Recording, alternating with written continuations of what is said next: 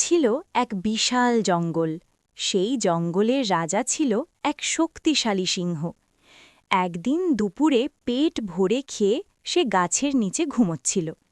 ঠিক তখনই এক ছোট্ট ইঁদুর দৌড়াতে দৌড়াতে সিংহের শরীরের উপর উঠে খেলতে লাগল। হঠাৎ সিংহের ঘুম ভেঙে গেল। সে রেগে গিয়ে ইঁদুরটিকে ধরে ফেলল।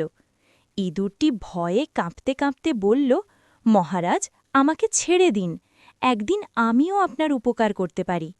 সিংহ তার কথা শুনে হেসে উঠল, কিন্তু দয়া করে তাকে ছেড়ে দিল। কিছুদিন পর সিংহ শিকারীদের পাতা জালে আটকা পড়ল। সে অনেক চেষ্টা করেও বের হতে পারছিল না। তার গর্জন শুনে সেই ইঁদুরটি দৌড়ে এলো। ইঁদুরটি তার দাঁত দিয়ে জাল কেটে সিংহকে মুক্ত করে দিল।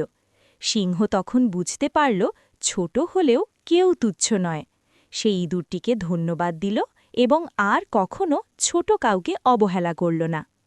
শিক্ষা: ছোট বলে কাউকে কখনো অবহেলা করা উচিত নয়।